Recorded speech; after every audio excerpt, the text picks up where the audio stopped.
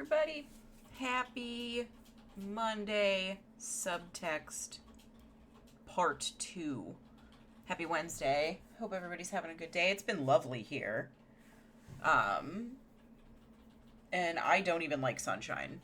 And it's been sunny and it's been quite comfortable and I've had a really good time. And I went on walks. I even went on a run this morning. And I forgot how much I enjoy that. If only I could remember when I wake up in the morning to go do it. But yeah, it's been absolutely wonderful. I'm definitely feeling the good vibes from the weather. Hey there, Nate. Hey there, Brooks. Welcome in. We are going to continue down our Pentiment journey.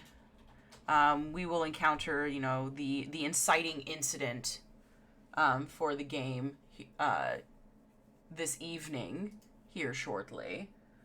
So, that's all I've really got. I don't have any updates today, and let's just jump into it. Hey, it's a Glycan! I know that I would know that penguin anywhere. How you doing, man? How's it going? It's good to see you. I hope your day has been wonderful. Pardon me while I launch this and get us into our entertainment for the evening. Yes, thank you. Thank you, Nate, for doing a shouty outy outy.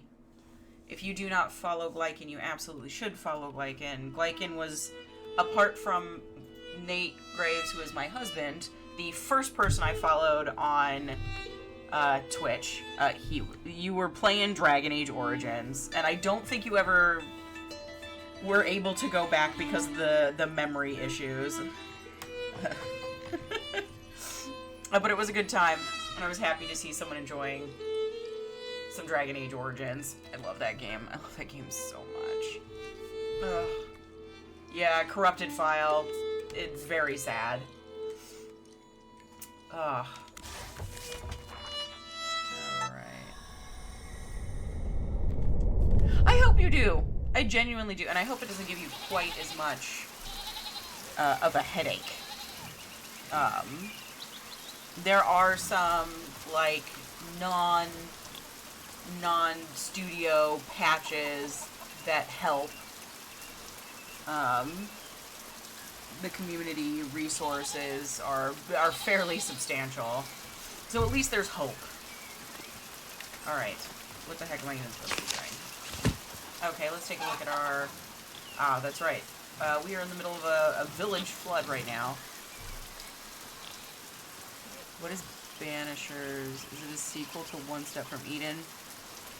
Banishers, isn't that the, that's the Ghost Hunter game in America, right?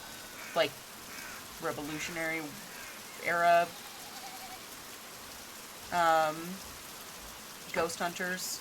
I think I'm being extraordinarily simple. I am reducing that fairly significantly. I think I remember watching the trailer for it. We know the weather's awful. We've added people. Okay, so we've added some people to our Facebook. We've added Sister Amelie, who very clearly has epilepsy and or schizophrenia. And has divine visions from God, and is cemented into a wall.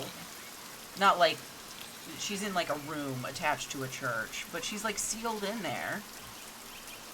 Same team the same team that made Vampire. Oh, that's nice. Are you loving Banishers as much as you love Vampire?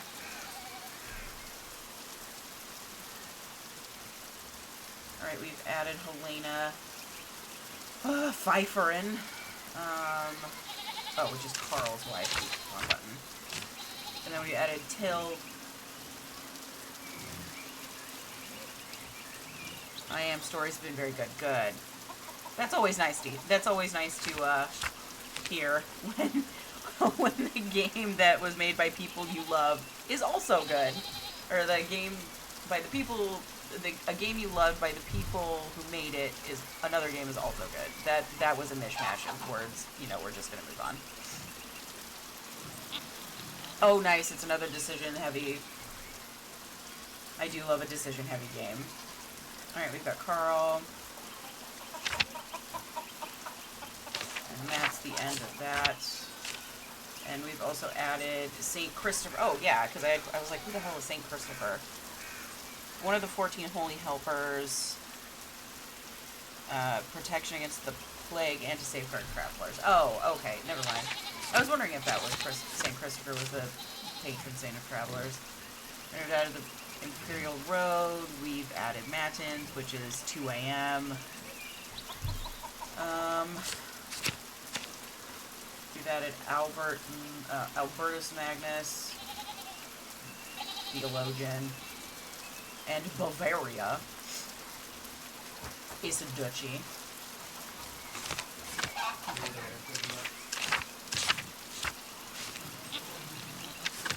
Alright, and we finished Gertner's taxes and a few more pages in our quest log. How nice is that? Alright. Onward and upward. We got a bit of a plateau. The atmosphere depth kept me in simply because I love these things. Well, yeah, I mean, who doesn't? Right? Are we not, can we not cross this puddle, princess? Hello, Andreas. Good morning, Andreas. This rain is awful. So, Otto and Eva, huh? Yeah, we're about them.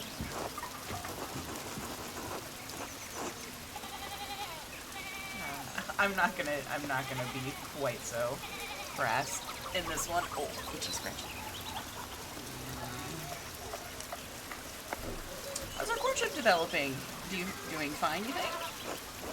I'm not a gossip, Andreas.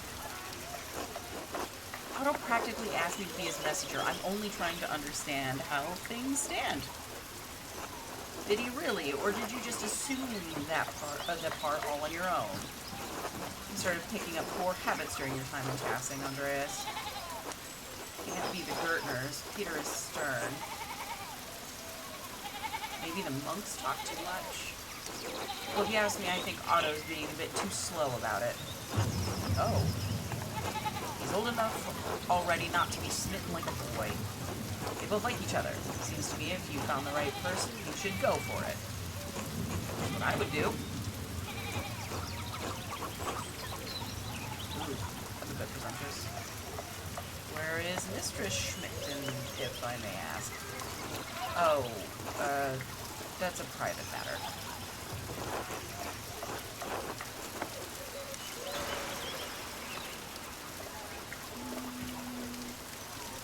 I don't think he would even tell me. My relationship with him is not as great as it was the first time I played through this act. So, we will commiserate. I have an intended Sabine waiting for me in Nuremberg. I'm gonna marry once I finish my Wanderjahre. Not even sure if she's the right one, but it's a necessary step. It's not good for the soul to be alone, Andreas. I do hope to find someone to have at my side as we build a family. God has not given me this blessing.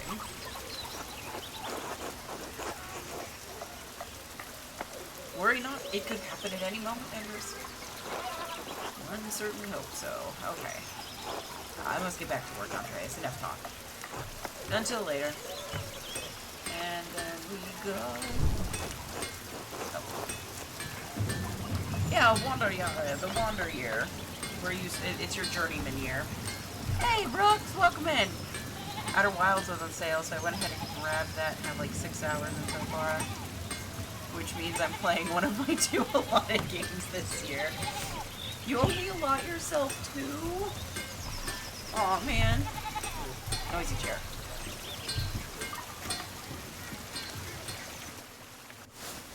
How are you liking it? Oh, I did not need to do that.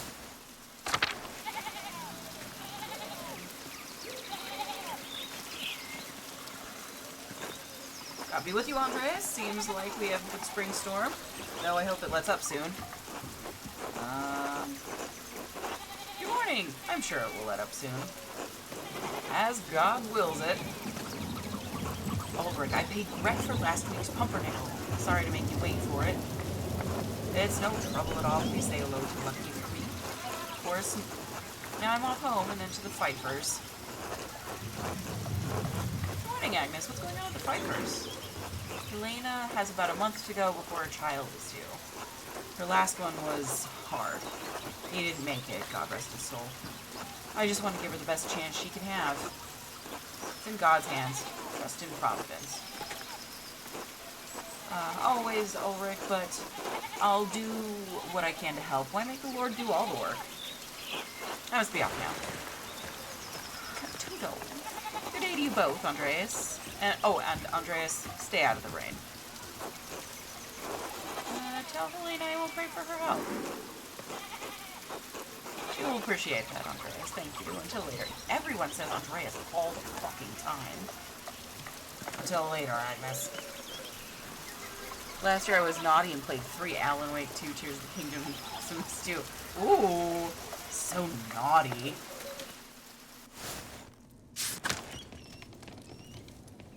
God bless you, Andreas. A child. Hi. Look at her just rolling her dough. She's so cute. Alright, here's Gret. Andreas, such a pleasure to see you and looking so handsome as always. Back for more of my rye. Like, you know I can't stay away from your rye. Andreas.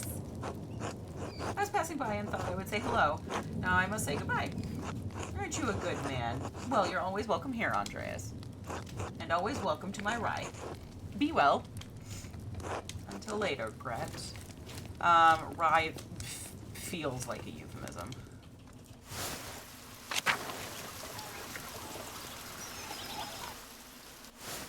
I have to do the lap around town. The Stoltzes aren't home.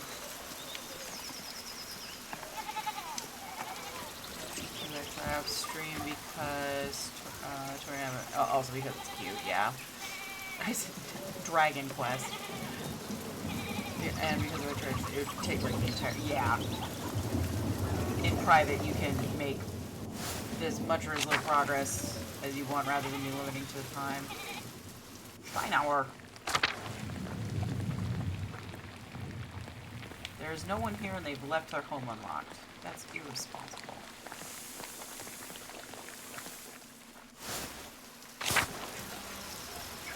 Pet the cat. Pet Schlau. I don't think I can honestly talk about what I think of Outer Worlds this far, because it's one of those, the game is discovering everything games, but in the vaguest terms, enjoying with patches of annoyance. Got it. You know what? That works for me.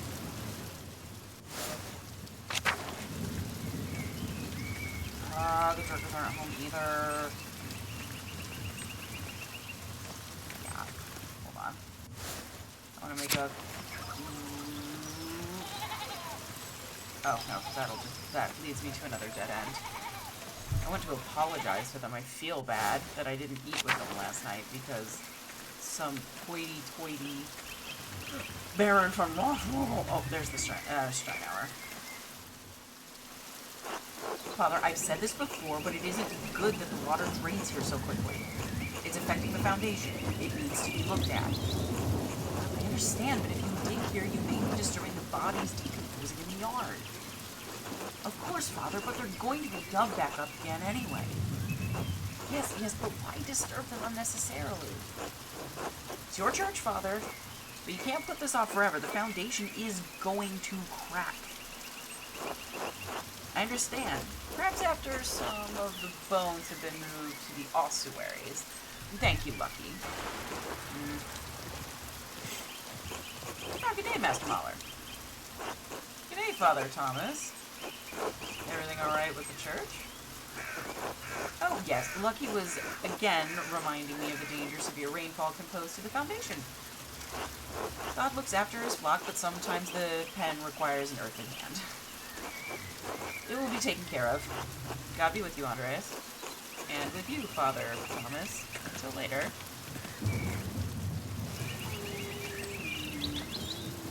Alright, let's go down this way. go into... Nope. Flowers aren't in there, and they're not in their fields. Where did everybody go? Where did you come from? Where did you go? Where did you come from? What the night, Joe? You want something? Just your lovely company, Attilia.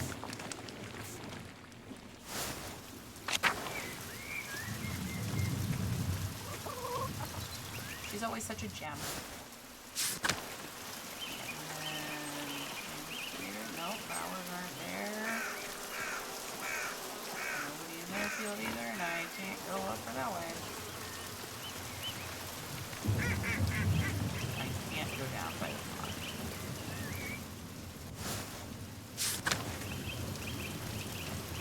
Oops, Daisy. Up by the church. And, I don't know, let's go to the mill. And then we will pet Staub. For being a good boy. He does not deserve to be out in the rain.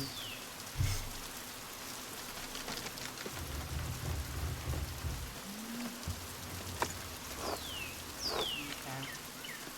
And nobody in here. I doubt anything is changed by the ruins, but we'll check anyway. Butterflies. They shouldn't be out in the rain.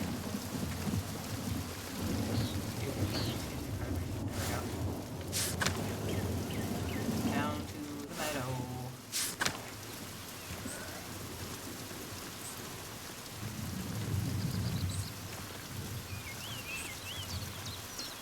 Hey Carl, how's it going? Happy Wednesday. Hello there, Master Mahler. Hello, Till. Bumped into any ghosts lately? No? Not since we last spoke. Good, good. Have you ever seen a nicer view? Don't get sights like this in the city, I expect. I can't say that Nuremberg has many Roman ruins. No. Oh yes, Hassan's photos. Quite marvelous they are. I don't pay much mind to the writing on them, but I can't read Latin, as I can't read Latin myself, but you might enjoy giving them a look. If you do, you'll have to tell me if they match the old legends I read about. Sort of old legends. Well, when Father Matthias was abbot, he would let me borrow books from the abbey's library. I think I read through half that library before Father Gernot became abbot. He and Father Thomas are strict about which books should be read now. Books should glorify God, they say, not discuss the old pagan ways. Still, the accounts of the Romans and Tassing are my favorite. That old book talks about how the Roman knights Gaius Metellus defeated the, I did not take Latin. I think it was. Heavy snowfall had him caught in this very valley. Barbarians on all sides. When Mars sent a wolf to the night. Instead of killing the beast, Gaius followed it to a magical spring with trees covered in all sorts of fruit. Mars provided the wolf with the spring, and Gaius Metellus founded Tassing after defeating the barbarians to honor Mars. That's where all this came from. That sounds a lot like the story Brother Matthew told me about St. Moritz. Without the Roman gods, of course. I hadn't thought of that. Both were snowed into this valley, weren't they? And saved near a spring. I wonder if it's the same story. Oh, I don't know about all that, Master Mahler. A lot of stories get mixed up over the years. Maybe all fable, but I enjoy the story all the same. It's nice to feel you're connected to those who came before you, even if it's only by the land you live on. Wise words. I feel the same. It's been good chatting with you, Master Mahler, but I'd better get back to work. You let me know if you find any particularly good books in that library, alright? I will. Until later, Till. Aw, thank you for the happy Wednesday. And tell Ari I say hi. And I hope all is well with her. Martin! Paul and Butt. Hey, Martin. Oh, dang. I didn't pass. shit, Andreas. Achoo! Huh? I should get to the scriptorium. Kermit will give me an earful if I'm late again. Well, we're gonna be late. That guy, honestly, that guy can eat a dick.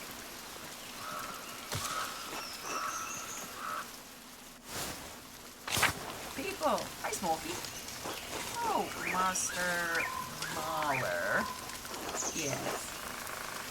We've met once before, I think. You were drawing something by the waterfall. I'm Smokey. Well, Adam, but people call me Smokey. You're the charcoal burner.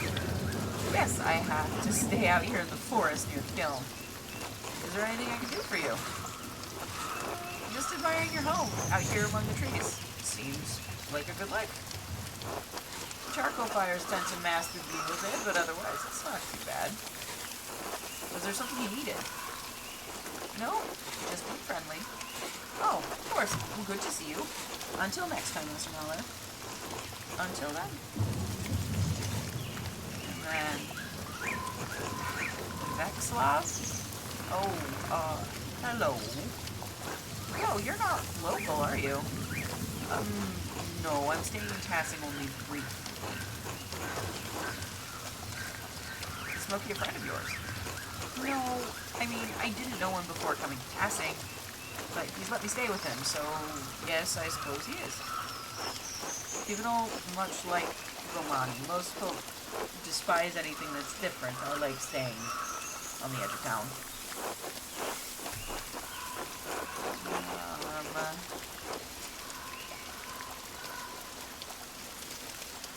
Not me, there is incredible diversity in nature, and I find it awe-inspiring. Variation comes with dangers, too. I haven't seen you too often. Do you live here? I'm only visiting Tassing as well. My name's Andreas Mahler. Oh, you're the artist staying up at the Abbey. It's nice to meet you. Most folks in Tassing don't come down here to talk. Right, I'm Vexlav, the traveling tinkerer. I travel from place to place, sharpen knives, then small things that need mending, that sort of thing. I'm something of a craftsman myself. Well enough for my household, but not to make a vocation of it. I was brought up in it. Tinkering's in my blood. Tinkering and wandering. I always find a bit of work wherever I end up. I actually came to see Kirsaw's library. I had hoped for one of the monks to read them to me, but the abbot wouldn't let me in.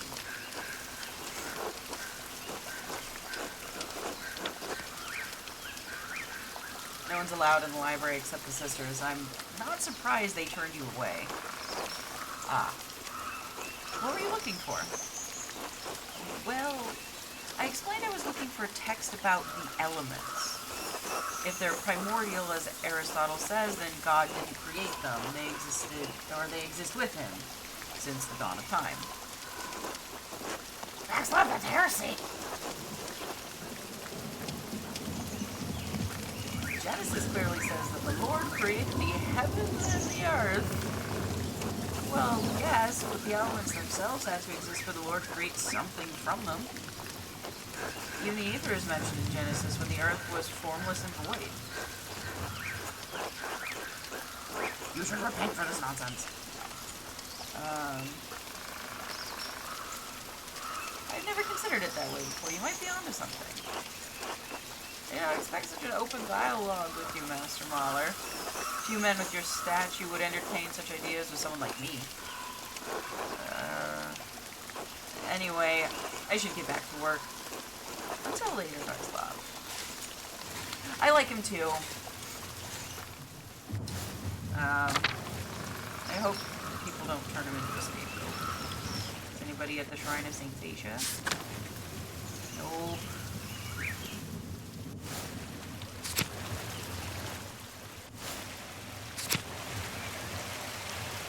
I found Olato. Good to see you, Andreas. He's fishing. Anybody at the salt mine? Nope. Alright, I guess we have no choice but to go to work. would just hate to miss something, you know?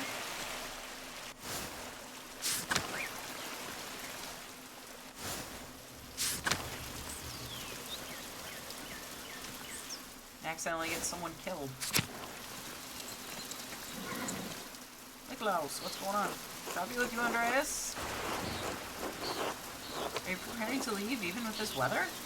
The weather is unfortunate, but the Baron's wife, Lady Solomea, will be arriving today. My lord intends to depart as soon as she arrives. How long have they been married? 7 years now. She's a fine woman, a true lady. I was hoping to bid farewell to the Baron before he leaves. I'm sure he would appreciate that. He spoke highly of you before he went to bed. He was glad you were willing to bait with him at supper, even though he's sure that the abbot will hold it against you.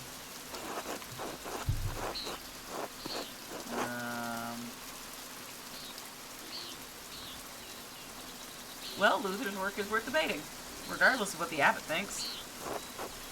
My lord certainly agrees, but he hasn't found many people who share that opinion in Tyrol or Bavaria.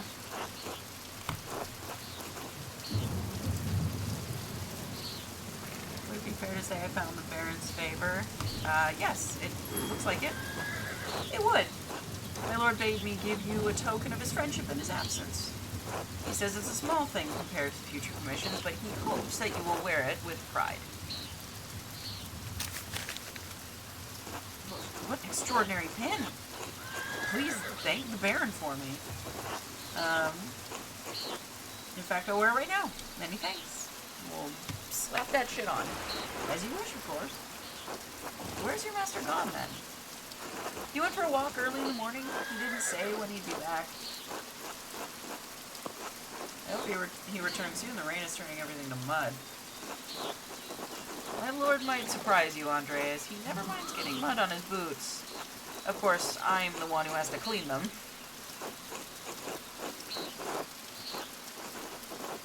The Baron seems to be quite an unusual man in many ways. Maybe so. I only know him as my lord for these last 7 years. That reminds me, did you see a short, surly-looking young man in a hat on your way up this morning? That could only be Mark Bauer. He ran past me in the meadow while I was walking up the hill. He was in quite a hurry. That would explain my lord's missing rings. What rings are these? 1 gold, 1 silver, a handful of golden, and a book the Baron was planning to give to the Abbey. A book? Historia to say? I believe so, yes. I went to pack the Baron's things and they were missing. Why do you think Martin stole the rings? Yesterday I caught the boy with the hat, Martin I suppose, peering through the windows. I could have admonished him at the time, but, well, he seemed harmless. That's a shame. I hope the Baron won't be too put out. My lord is a man of some means. He won't miss the gold or the rings. I do think he will be upset about the book. He was quite excited for the abbot to see it. In any case, I must finish preparing the horses. It was good talking to you, Andreas. Of course, I hope this rain lets up for you soon. God willing. Until next time. Until then.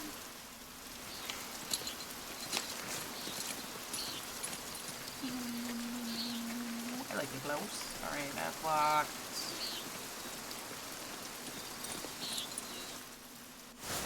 And then guest house is understandably empty.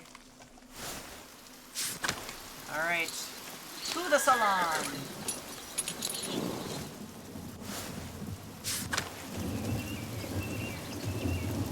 Check out the nuns.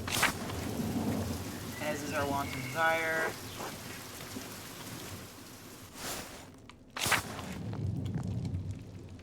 God bless you, Andreas.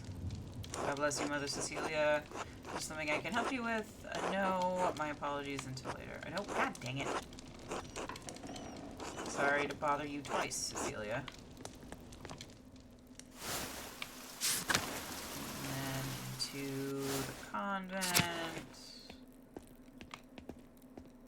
Nothing in here. Nice garden pet Mousefanger. Mousefanger is a good boy. Everyone gets pets.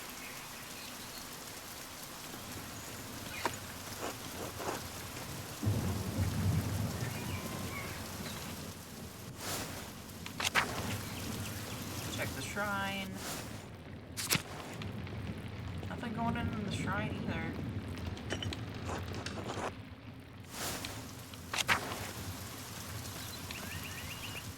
Into the church! And now we're out of the rain. Rudiger's not here singing. Matthew is not here being Matthew.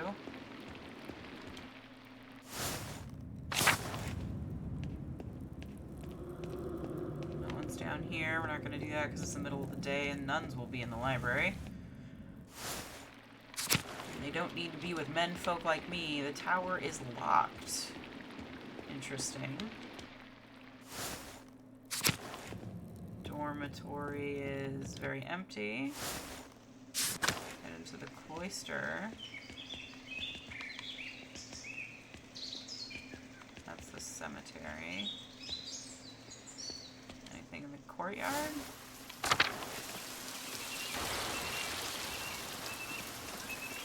Nope.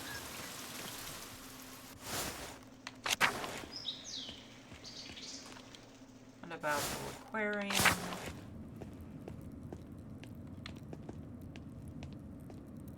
Nope.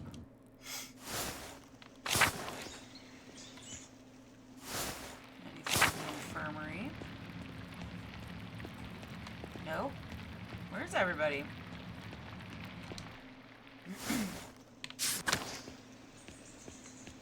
Okay, can't go down there.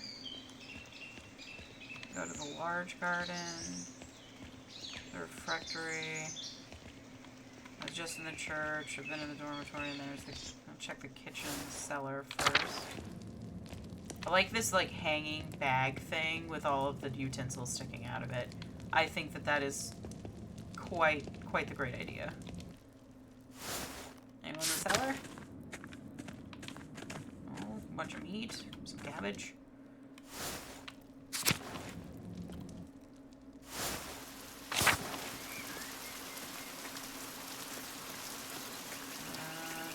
Garden.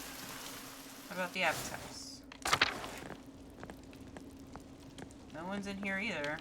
Except for Mirabilis.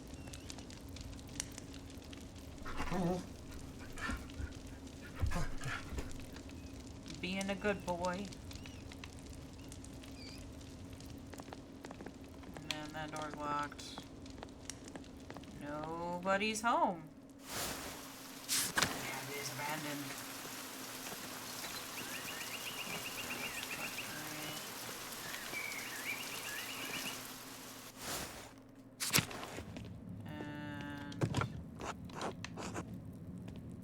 Refectory is also very empty.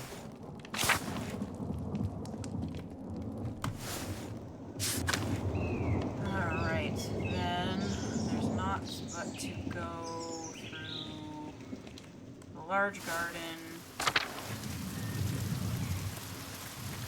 down to the animal pens.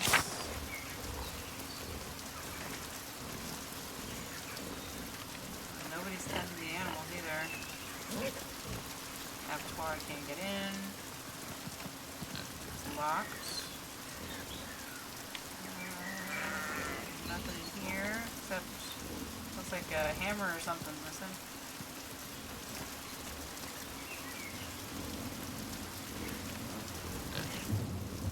Oh, cemetery. Oh, anything weird about that grave now?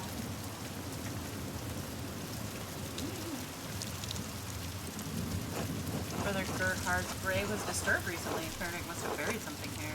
I need to dig up his grave if I want to know what he was up to.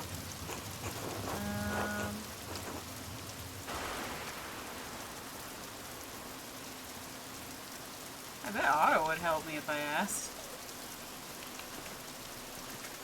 Okay, so that's different. Something's... Okay, so that's definitely out of place dialogue.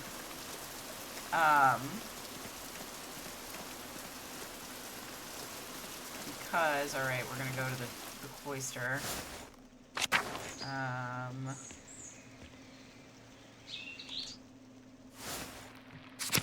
Into the church. Into the Old Bailey.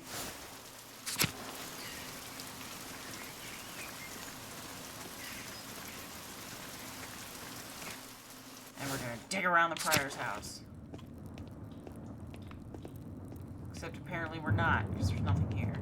Not even a bed for him to be on.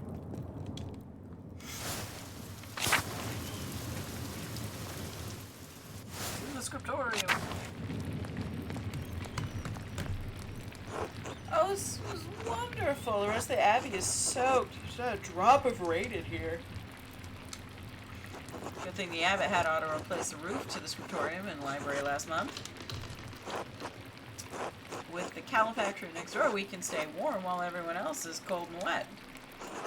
Instead of bragging about our good fortune, you should think upon your brothers and sisters and pray for their health and safety. The abbot's foresight saved a lot of our work and protected what's in the library. The town hasn't fared well. I'm sure they'll be fine. More importantly, if they're not, I don't care. Brother Guy, your heart is harder than the stone of this floor. Huh? We have the grumpy old monk, but where's the nice one? Brother Piero? Haven't you seen him yet today? I did before Brother Guy arrived. Brother Piero left to speak to the abbot some time ago. What? Why is Matthew ringing the bell? It can't be Tears already. I pray it stops soon. Such a cacophony is an assault on my frail ears. It's not stopping. I suppose that means we're being summoned to the chapter house. God give me strength to endure the rain. It's 50 feet, old man. You'll live. God give me the strength to endure this man.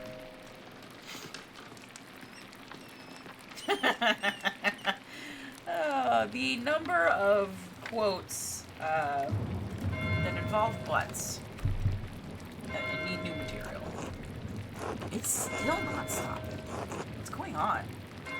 This can't all be because of the storm. I should see what's the matter.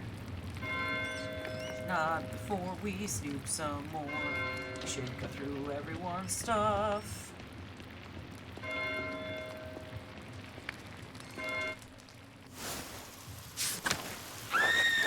That sounded like a scream coming from the cloister.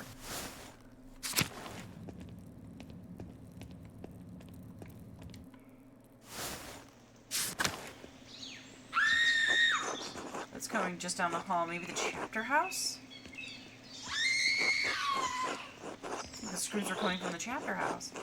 I think something terrible has happened, Master Andreas. Lots of screaming. A bloody blood. And there lies Mercutio.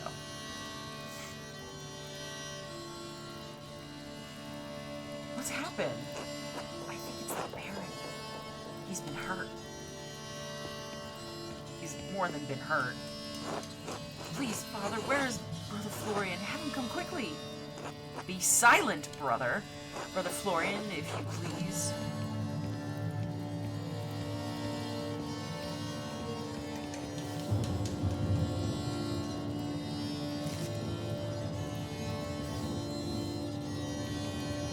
I'm sorry, Father. There's nothing to be done. He is dead.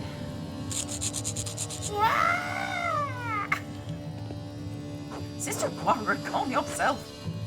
Sister Gertrude, please take Sister Margaret back to the guard. Yes, Mother Cecilia. Protect us. The Baron was a friend of the Prince Bishop of Freising. Why is he so worried about the Prince Bishop? The Abbey's odd in more way than one. It's existed and some in the church. We're far enough from Rome and means that everyone forgets about us, but this could bring unwanted attention. Florian, how easily do you think you could dispose of this body? Father Abbot, what are you saying? Why are you questioning me? Why are you wasting precious time? Do you want to see the soldiers of the Prince Bishop march on our doorstep and fling your brothers and sisters out of our home? Oh, lots of different languages. God protect us. Silence, quiet. Calm yourselves, all of you. Father Abbot, Baron Rothvogel's manservant is already preparing to leave. The Baron's wife should be here in a matter of hours. This is not the time for rash decisions. Yes, you're right, but forgive me. But then what will we do? We must send the Baron's man to the court of the Prince Bishop in Freising at once.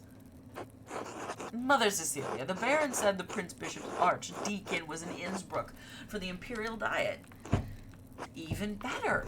Swift action will silence any whispers of impropriety on our part. Given the Baron's stature, the archdeacon will undoubtedly come to investigate immediately. We must cooperate with him fully and pray for a speedy resolution. Yes, good. Thank you, Mother Cecilia. Brother Voislav, please detain Brother Piero in the cellar until the Prince Bishop's man arrive. What? Brother Piero? Why?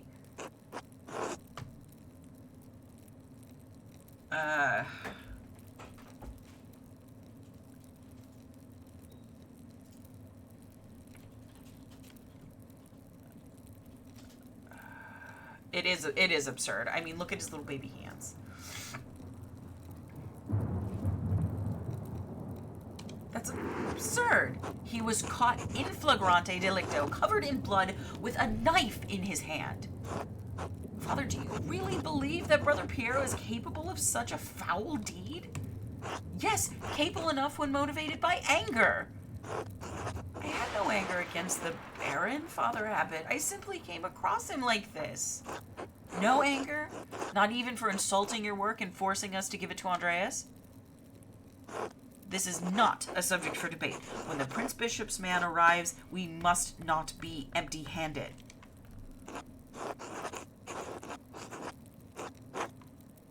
Doesn't angry anyone who was in the scriptorium knows that. Even Guy knows that. Be quiet! This is not your affair! Forgive me, Father Gurnet. I just don't think that Brother Piero could have done this. Your position has been noted. My decision stands. Brother Voislav will detain Brother Piero in the cellar until I say otherwise. Brother Florian, please escort Andreas out of the Abbey. Andreas, do not show your face here again until tomorrow. Do you understand me? Yes. And I'm kicked out. Andreas, listen to me. I sympathize with you. I don't think Piero did this either, but this isn't the time to push the abbot. I'm sure the other brothers and sisters believe Piero is innocent as well, but the abbot is worried about the Prince Bishop's attention. If you have any recommendations, I'd love to hear them. Take a few hours to calm your nerves and your mind. You need to think clearly. Go to the Druckers, eat a good meal, and come back at Nones. Come back at Nones. We don't have much time, but I'll tap on my window with small stones and I'll let you in. Let me in for what? To examine the body.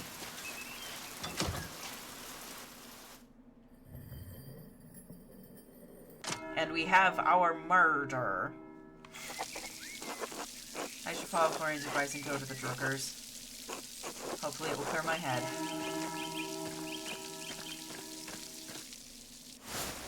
So yeah. Oh, hold on. I want to see some things. Okay, so I can't go into the building at all. But I can go to the shrine.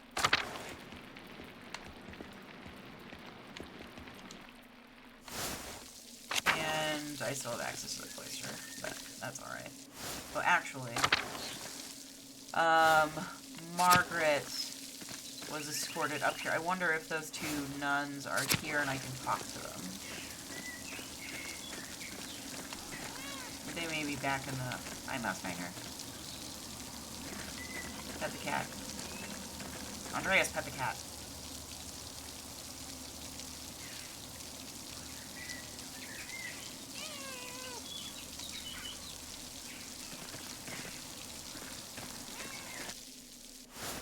But they may be in an area I can't get to.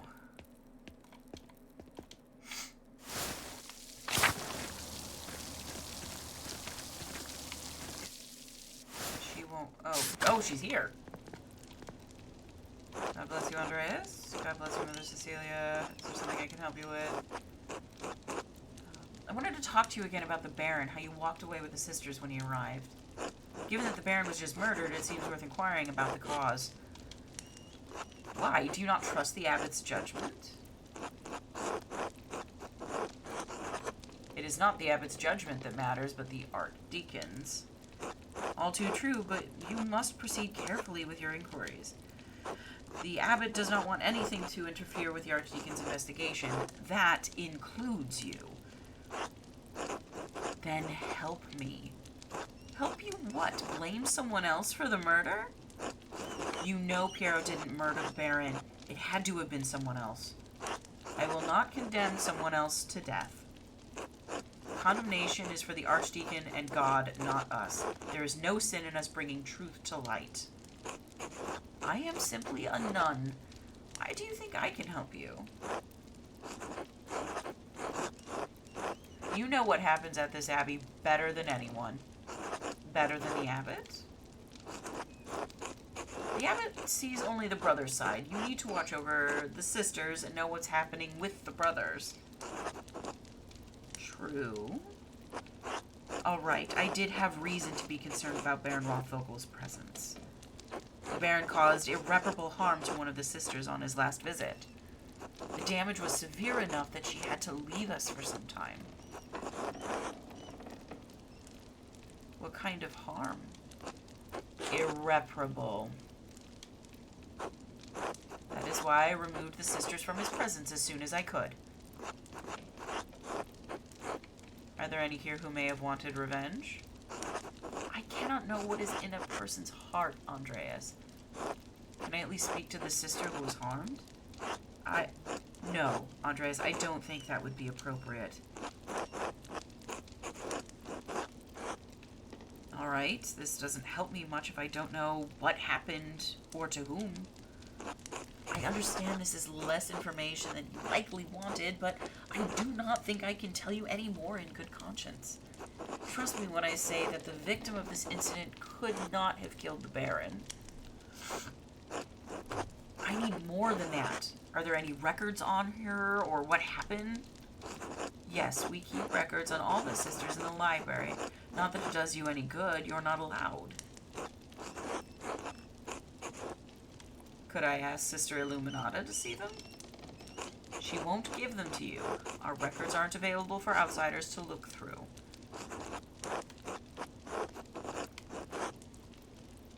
Sister Illuminata? No, I'm not gonna. She didn't tell me. I found it. But I don't want to flaunt that. Sister Illuminata told me there's a secret entrance into the library. Oh, and do you know where it is? Yes, I found it while exploring the crypt.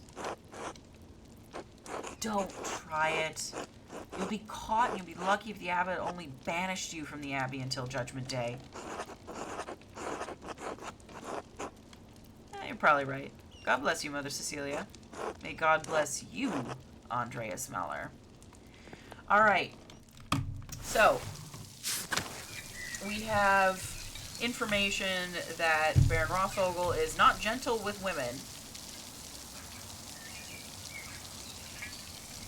And that the nun that he harmed could not have, according to Mother Cecilia, could not have possibly done the deed. Which, in my opinion, leaves Margaret, because she is blind. And it is dark. And she talked about she can see shapes and colors when it's bright outside. It's been raining, and this could have happened at night, well, like in the wee hours of the morning. during the storm. So it would have been dark. So she wouldn't have been able to necessarily tell who was standing where, even if she had a knife and intended to do something with it. Alright. But I believe that exhausts everything that we can do here.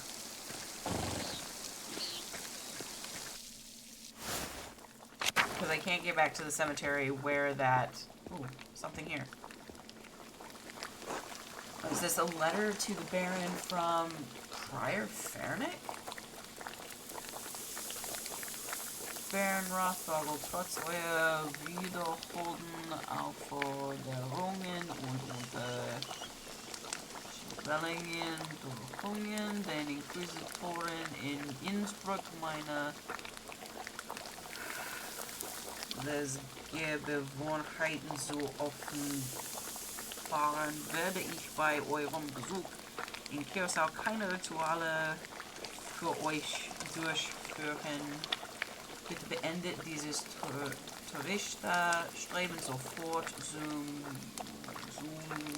Wohle unserer beiden Seelen. Something about not doing a ritual. Okay. Oh god, Lawrence was blackmailing Fernick to get him to perform some kind of occult ritual. It's one thing to read books on magic, but few are foolish enough to attempt to actually practice what's written in them. Some of the substances used in these rituals are dangerous, even lethal, and God forbid someone in the Inquisition finds out about it. Fernick is an occultist.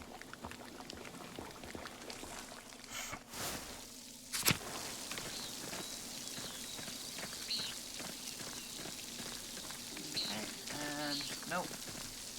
Can't. Doesn't even tell me that it's locked. It's just like, nope, none shall pass. I am wielder of the flame of Arnor.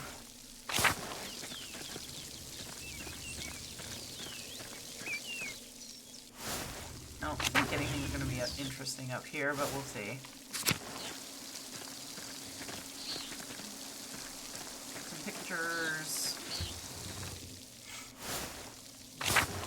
Nothing's different at the mill. Pet Staub.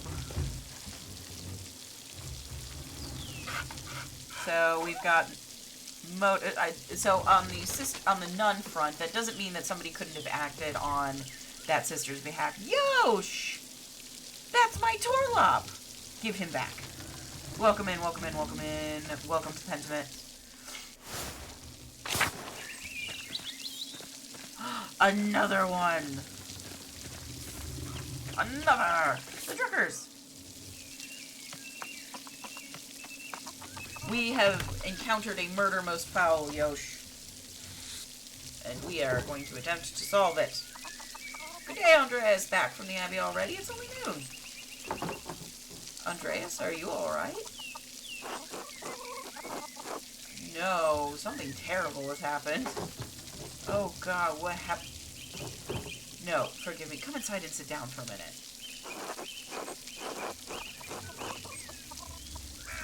If it's not an imposition, I'd appreciate a moment to rest.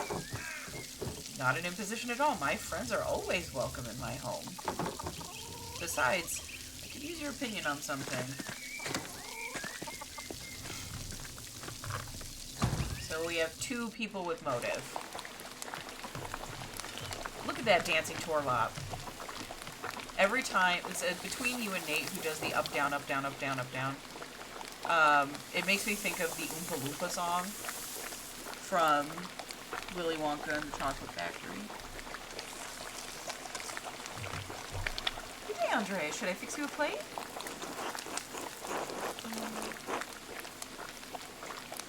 If it's not too much trouble, I'd appreciate it. It would be my pleasure. This rain has got everyone's spirits down. Hopefully a good meal can cheer you up.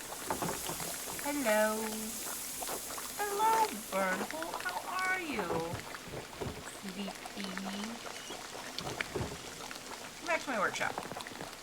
On the other side of this large room. I'm going to do a new run of Till Eulenspiegel. There was a printing a few years ago in Strasbourg, but it was awful. Almost bereft of illustrations. What do you think of these new new ones.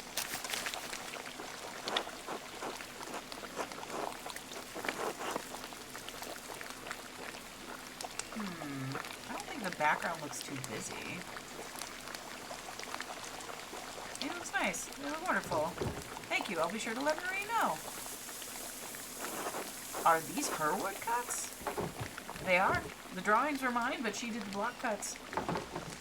I've got enough talent to draw the designs, but only she can do the woodcuts and the type. Marie's a good woman. She's awesome. Bless us, O Lord, and these your gifts from which we are about to receive from your bounty. Through Christ our Lord, amen. Amen, amen, and amen. Amen.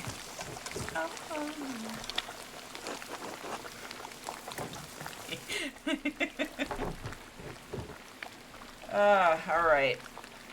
And now we get to explain to these poor people what just happened up at the Abbey. Andreas, what were those bells for at the Abbey? They were sounding for a long time. The visiting nobleman, Lawrence Rothfull, was found murdered in the chapter house. God in heaven! He just rode by here yesterday. Yes, and it gets worse. One of the elderly brothers I work with in the scriptorium, Piero, was accused of the crime. That's awful. A murder in Kiersau? How can a monk do such a thing? I'm sorry, Andreas. The Baron seemed like an interesting man, and I know he's been a patron of the Abbey for years. How did he die? Could it have been an accident? And does the abbot really believe that Brother Piero killed him? I've always spoken of him in the kindest terms. So this gives me an idea. Okay. It seems like Lawrence had been stabbed. There's a lot of blood. There's a lot of blood. I'd rather spare you the details. So that gave me an idea, and there are indeed several instrumental arrangements of Oompa Loompa song you could do with the carousel. Oh, that actually would be very funny. That's a fun idea. Hold on. Hold on. You're gonna just have to remember, is it the Oompa Loompa Loompa Dee Doo? I do love Willy Wonka and the Chocolate Factory.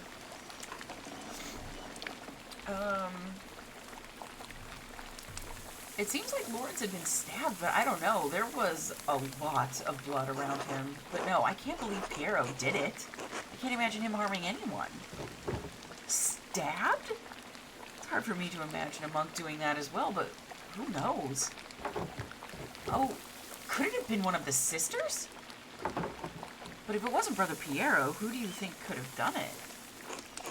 I did see Lucky Steinauer getting into a shouting argument with Lawrence yesterday just before I walked by your place. Lucky? Why would he have cause to shout at a nobleman? Oh, finally, we get to eat something. Let's do egg pasta, or a sausage, or a farmer's bread. Let's eat that pasta. There's probably something else going on you wouldn't know about, dear. What do you mean by that? I'm not one to trade gossip, but if you really want to know, talk to some of the other women in town. Or Mother Cecilia up at the Abbey. I spoke with Mother Cecilia already. Her resolve to protect the sisters is unrelenting. Yes, I would imagine so. Oh, there's no need for that. Lucky is a forthright man. I'm sure if you ask him, he'll tell you what the argument was about. Thank you both. That's good advice. There's something else, though. When Lorenz and I were walking through the meadow, the widow Kemprin came out of the woods and... Yes? Well, she cursed him. I'm not surprised. Attilia's late husband, Ranning, ran afoul of Lorenz on his last visit to Tassing. I don't remember the details, but Ranning died just last year, and Attilia hasn't been the same since. More egg pasta. Sausage.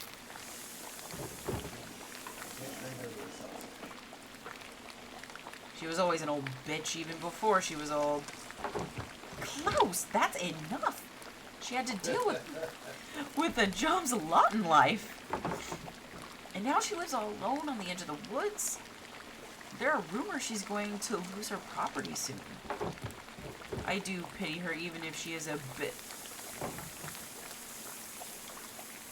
bitter old woman. There should be some exception in the law for her to inherit. That seems like it would be more just, yes.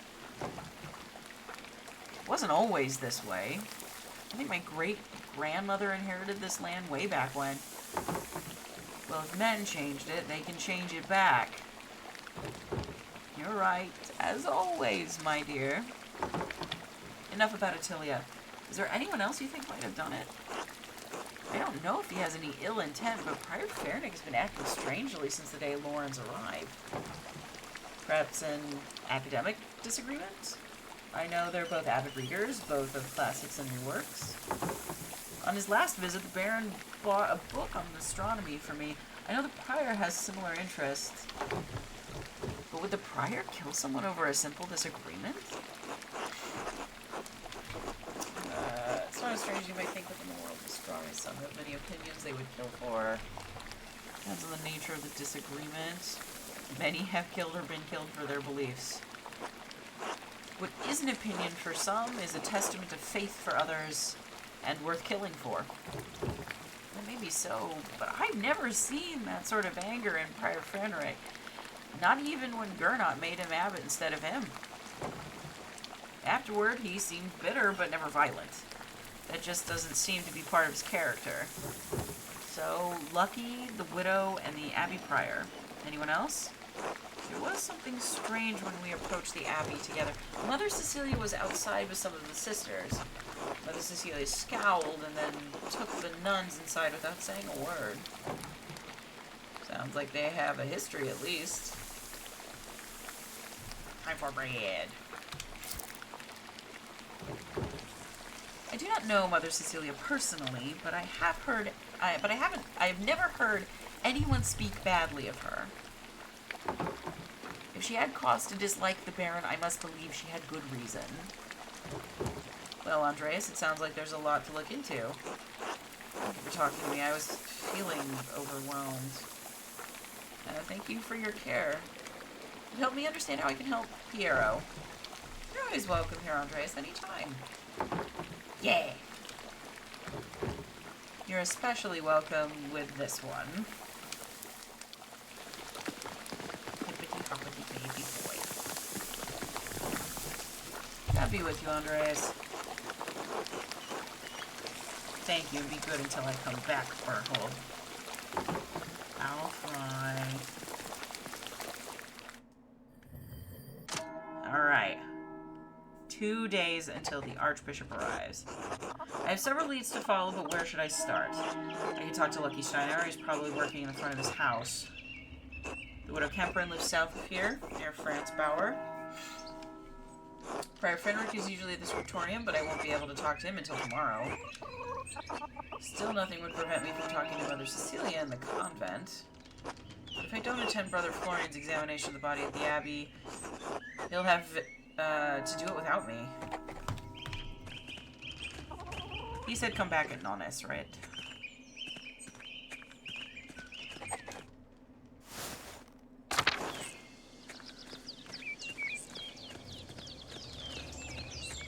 Let me head up there. It will limit our ability to do stuff. But I don't know, we'll see. It'll at least give us information on the body, and the information on the body is really important. Andreas, this way.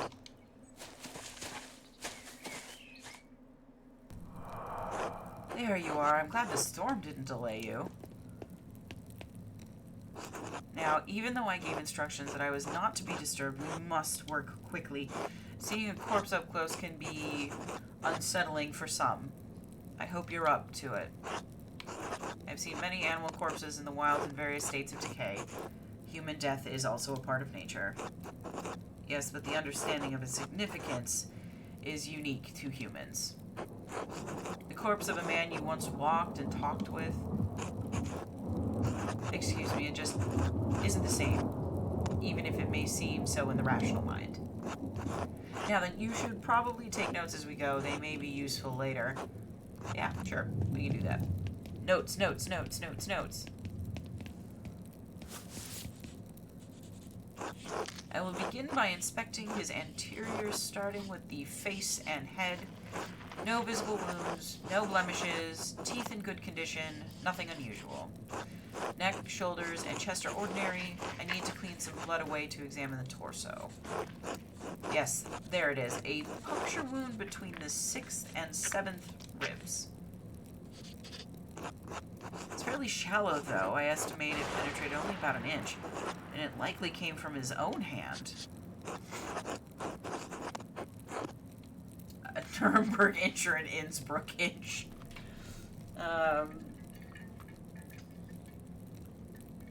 You gotta pick that. Listen. Nuremberg what? Nuremberg inches are longer.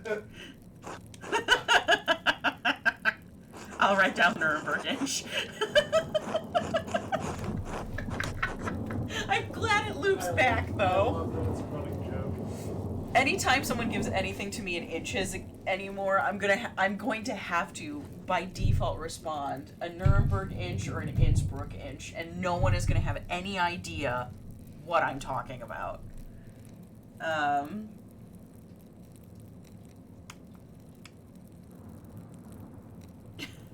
Well, which one's closer? Don't want to have to walk too far to compare the standard inch in the town square.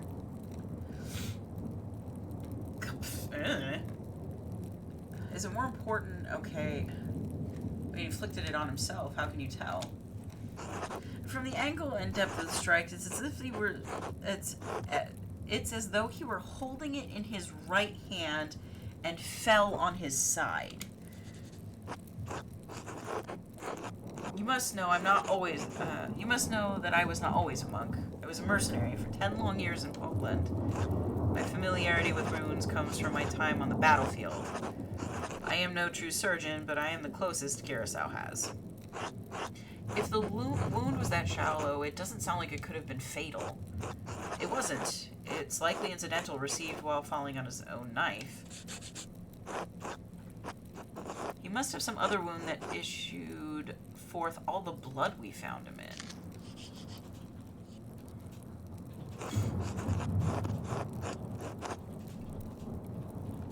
Then surely this must mean that Brother Piero is innocent. It means it's incredibly unlikely that Brother Piero stabbed the Baron, but it doesn't explain what actually killed the man. Brother Piero never should have picked up that knife. I'm sure the appearance of guilt never even crossed his mind. Now then, let's move on. Which means he had time to draw his own knife in self-defense, maybe. Yeah, maybe.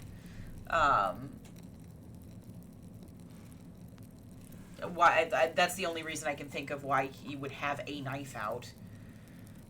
Also, it should have been pretty easy to determine whether or not it was the Baron's knife, because they don't determine that. But knives that big come with sheaths, and he should have one on his person, and it is likely missing. Well, there is a sore on his sex, probably from the French disease. I doubt it had anything to do with his murder. I'm not familiar with it. It was first discovered 20 years ago by French soldiers visiting brothels in Naples.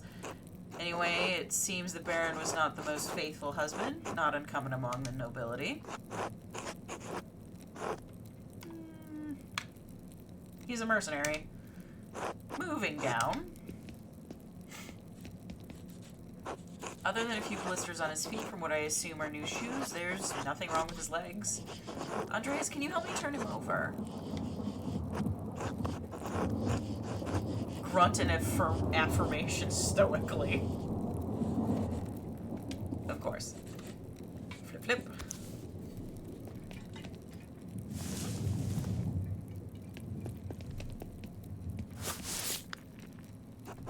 There's a slight irregularity in his spine, possibly from an old injury. I don't think it has anything to do with how he died, though. I understand the Baron enjoyed hiking in the wilderness, the most beautiful place on Earth and the most difficult to reach. It's easy to get injured if you aren't careful, especially if you're in truly wild and remote place. Seems like a silly thing to risk your life for, but I'm not one to talk. Whatever the reason, it didn't contribute to his death. Here it is, a rather dramatic head wound. The dark hair and the blood make it difficult to see, but it's quite bad. In my experience, I've never seen someone walk away from a head wound of this severity. How many head wounds have you seen? Too many, and not enough. As grim as it sounds, there's always more to learn. Italian doctors try to examine as many corpses as they can to fully understand the mysteries of the body. The battlefield of Poland and Lithuania aren't ideal a learning environment as the University of Bologna, but they did provide an education of sorts. Why didn't you study medicine in a university? My family was too poor to even consider it. Mercenary work was my way off the farm. The wound looks like it was caused by a single powerful blow from a blunt object, probably no more than 4 or 5 inches across. How can you tell? The skull is cracked in a single spot, and there's a clear impression in the skin around it. It would take extraordinary precision to hit the same spot twice, unless the Baron were already dead. It's likely he didn't die immediately. How long could he have survived for? I've seen similar injuries in battle. Victims don't last more than a few minutes, but it's an agonizing death. Even so, he couldn't have wandered far from where the blow was first struck. So he may not have been attacked in the chapter house? He was either attacked in the chapter house or someplace in the immediate area.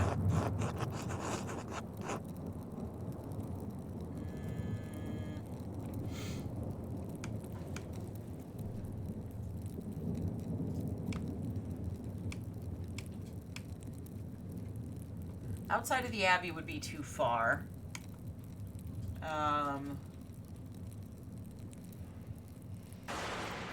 I also love Florian. I think Florian's great. Now I don't remember. Okay, so he's in the chapter house. The cloister is right next to the chapter house. The big garden is also right next. Well, is close, maybe, but the church is another possibility, but I think it's probably equidistant to the big garden. So maybe the cloister? Yes, that's possible. The cloister connects directly to the chapter house, but there's a high risk of being seen. Anyway, whatever killed the Baron was a blunt instrument of considerable heft. The part that impacted him was likely a little smaller than a fist. Could it have actually been a fist? No, I don't think the strongest soldier could do this with a punch unless the Baron's head were pressed to the ground. Even then, we would also see damage to his nose or his forehead from his face being pressed to the ground. Could a woman or an elderly person have done it? Anyone could have, given the right weapon and sufficient height. Because Baron Rothvogel was not a short man. Whoever did this must have caught the Baron unaware, save the small knife wound. He has no other injuries. I suppose that he was struck, drew his knife to defend himself, and fell on it before Brother Piero discovered him. So I believe we've discovered 2 important things. Piero didn't stab the Baron, even if he had, that wasn't what killed him. Indeed, though it may take more to convince the Archdeacon of Brother Piero's innocence. And we also know that the Baron was killed by a blow to the head from a heavy, blunt object. Now you just need to find what caused the blow and learn who struck it. Oh, there is one other item of interest. I found it in the Baron's jacket, but I didn't want to open it without you.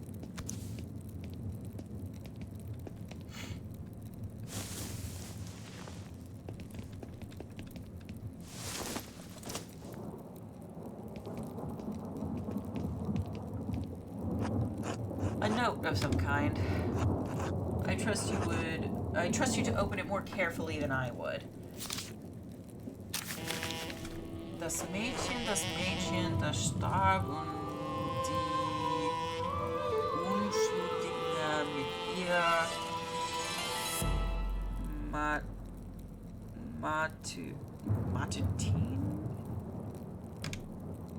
The girl who died and the innocent with her, Montine's. Oh yeah, Montine's chapter, as in meet at the chapter house.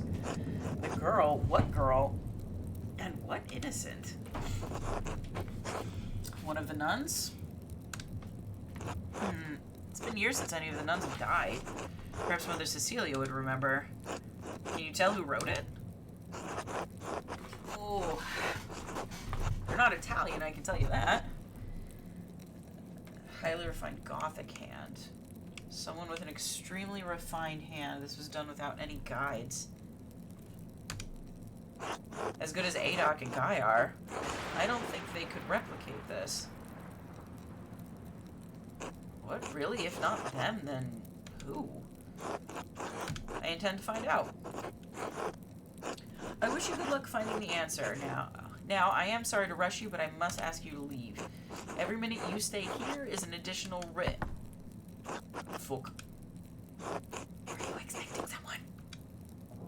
Brother Florian, could you open up? It's Werner Stoltz, the physician from Tassing.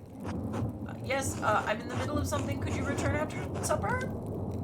I'm afraid I can't wait. Father Gerna asked me to examine the Baron's body. Alright, just give me a moment. Andreas, you need to hide yourself. Of course.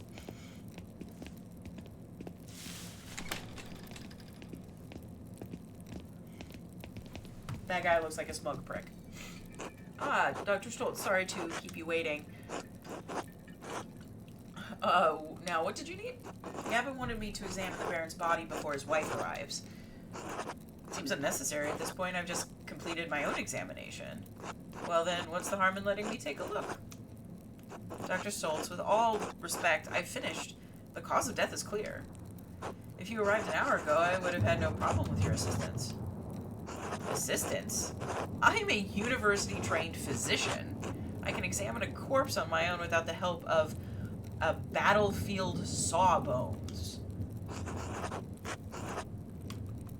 Stay hidden. Regardless of your opinion regarding my abilities, the examination is finished. If you insist on inspecting the body anyway, I must insist that the abbot tells me himself. What? Making me bring the abbot here is a waste of time. So is performing an examination on this corpse immediately after one was just completed. Idiotic. I'll return with Father Gurnet presently. Well, time for me to get the hell out of Dodge. That was close. Now quickly, leave through the cloister before they return. Of course. Thank you, Brother Florian. Think nothing of it. I will see you tomorrow. Until then.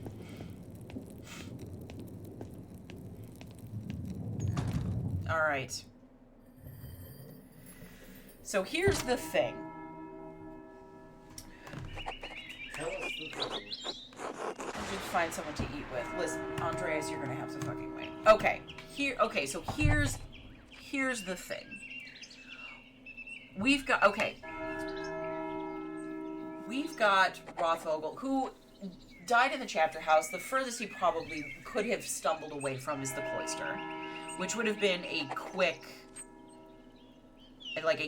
attack by someone who would have naturally been present at the cloister that early in the morning.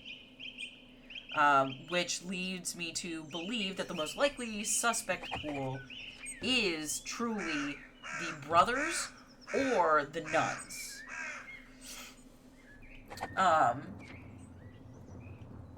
Who have access to all the blacksmithing tools that Edris and Otto use. Or all of the blacksmithing and like wood cutting tools. It's more likely that it's a hammer, like a blacksmith hammer, about fist size, iron head is the weapon, which could have also been used by a mason, but Lucky had no reason to be there that early in the morning. We can also presumably know that the note left, or that was on the Baron's body, that's written in this sort of elegant Gothic script, of superior condition, like a superior craftsmanship, was used to lure him there to the scene of his murder, which limits the people who could have written that is very limited. The only scribes that we know are Guy and Adic. Adic couldn't have possibly done it. And the thing is, we've seen Fernic's handwriting, and it's sloppy. He noted up that book, and we were able to tell, like, in the, like, Andrea's comments on it is like, this has got terrible handwriting.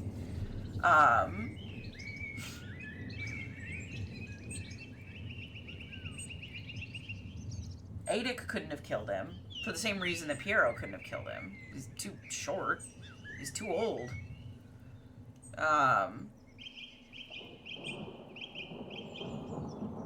Lucky certainly has the strength. We haven't proved, but where's my... Okay, we need to make the table.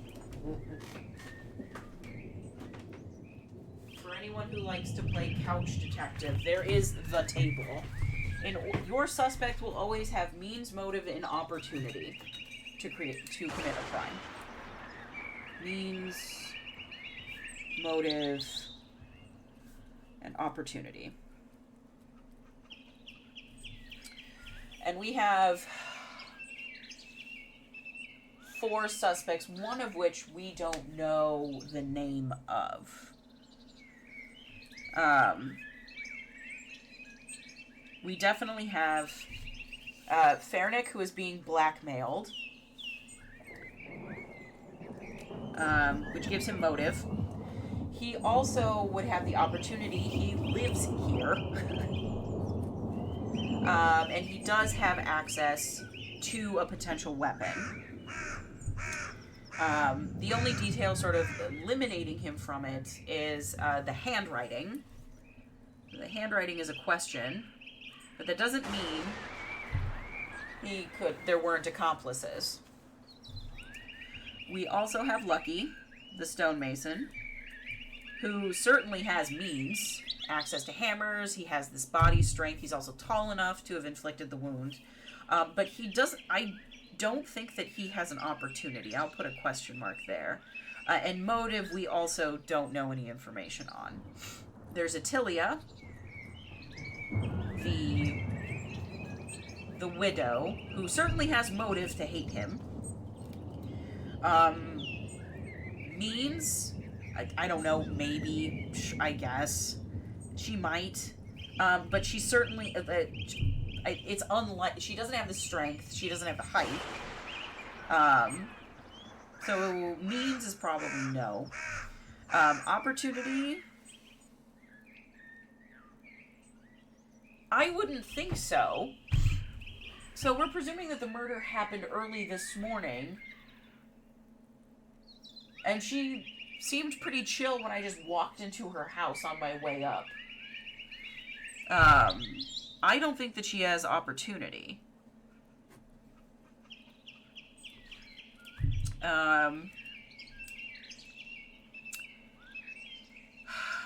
The question that we have is we have an unknown nun, possibly. The only one who would have probably had the height, based on what we can tell, who would have had height, strength, and the only ones we've really been able to talk to is Mother Cecilia, who would have had access, potentially, to any weapon that any of the brothers would have had access to. She clearly knows something about the Baron's proclivities.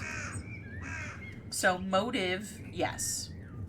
Opportunity, maybe. I'll put a question mark next to that. She would have to go through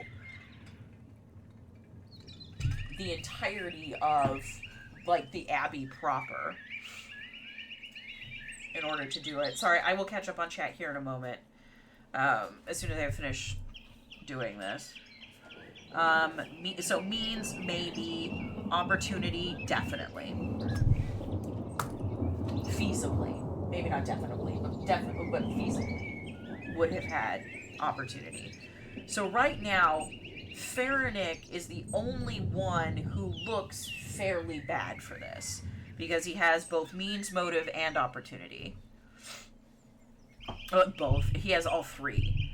The one detail that really gets me is the handwriting. We also know, and unfortunately this was, I think, an error in the dialogue mapping. When we go to the cemetery, there's a grave that we go to that Faranick's cipher leads us to. When we discovered the grave originally, it was undisturbed. We go there this morning. It has clearly been disturbed, and unfortunately, the error in dialogue scripting says, "Oh, Faranick must have put something here," even though it's reasonable, given what we know from the cipher, that it was probably him, I guess. So, is the murder weapon in the cemetery? So we need to find the murder weapon. We know COD is a blow to the head.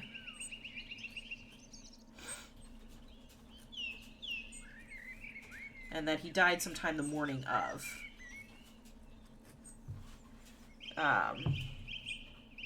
And that is my breakdown of the crime. Thank you for coming to my TED Talk. Now let's catch up on chat. What's a mean looking fortune cookie? Did I miss the fortune cookie? That was back during the autopsy. Oh, the piece of paper. Yeah, it's covered in blood. I had to look it up to see, and apparently the first appearance of Sawbones is in 1837 by Charles Dickens. An interesting anachronism, as that is more than 300 years later than the events of the game. Obviously the only person who fits all this criteria would be Sir Francis Bacon. I think the only person that they would have loved more is that Martin Luther did it. Clearly it was Margaret. Oh no, are we filling out the paper Sylvia board? In RL. Yes. Oh, I filled out the means of motive and opportunity board. Make a downloadable board. People can fill out every time Cougar plays a murder mystery game. That could be fun. Who solves it before me? But yeah, so I think right now Faranick is a fairly good lead to pursue.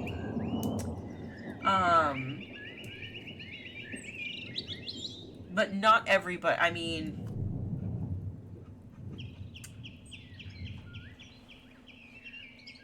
they all look fairly bad.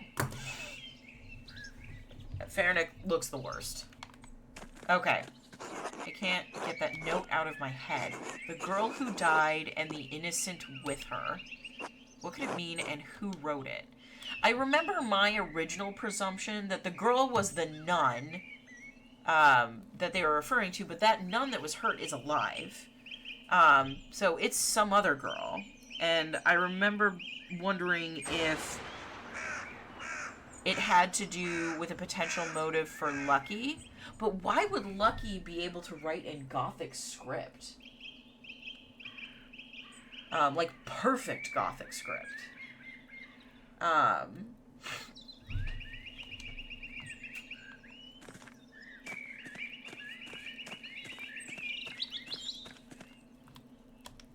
Alright, let's take a look at the log here.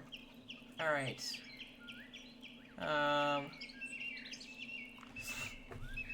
Latest, spare something. Most of the families are welcoming. Lady Selma may also want to speak with me when she arrives at the Abbey guest house.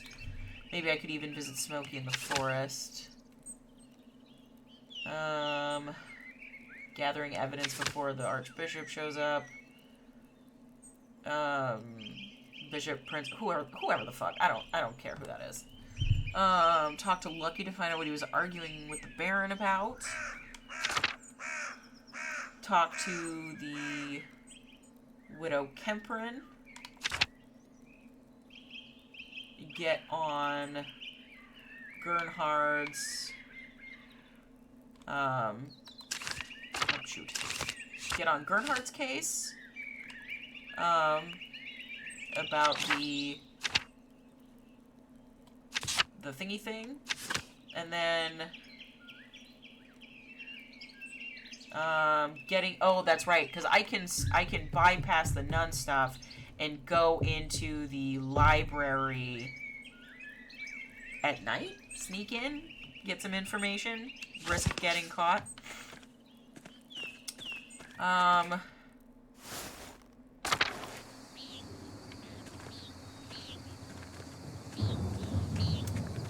I could go to the guest house. Well,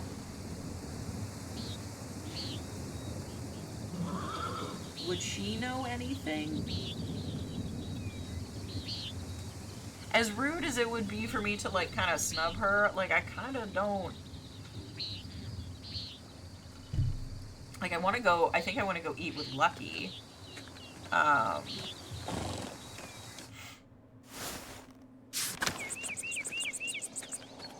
To see if he'll tell me anything, but he may not tell me anything if he's with his family.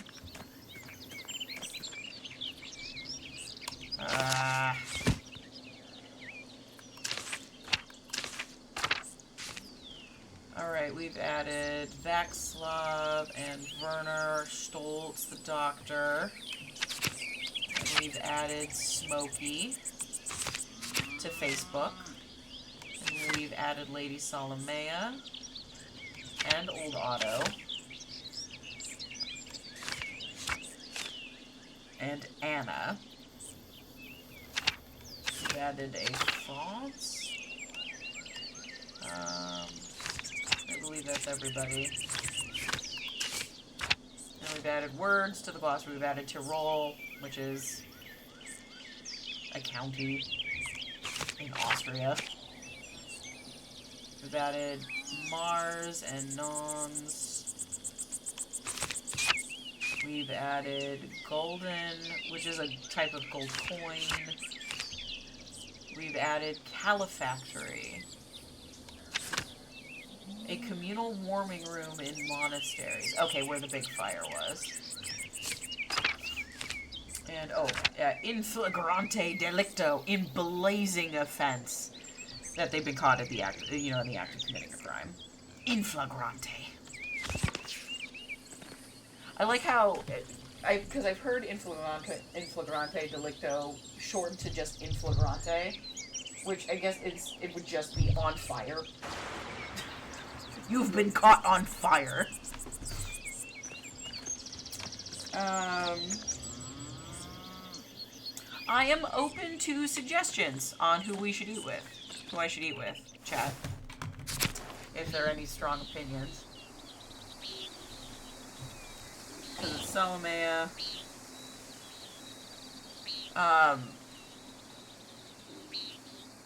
The Drucker wife also suggested talking with the other women in the village.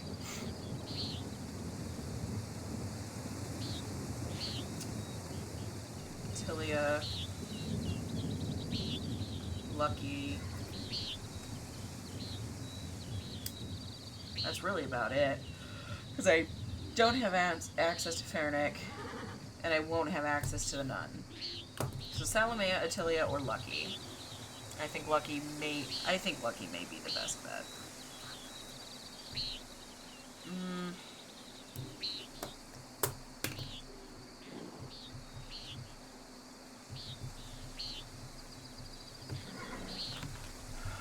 Well,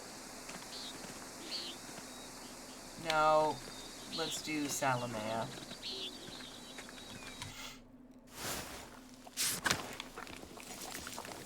Ooh, first chin. He's got a beard, and he is a good boy.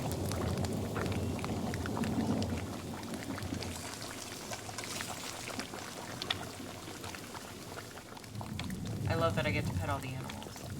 This lady does not want to talk to me. We'll talk to Salomea. Hello, Master Mahler. Would you care to share supper at my table? I would like to talk to you about my late husband. Oh, I can dip out. Yeah, of course, please lead the way. Thank you.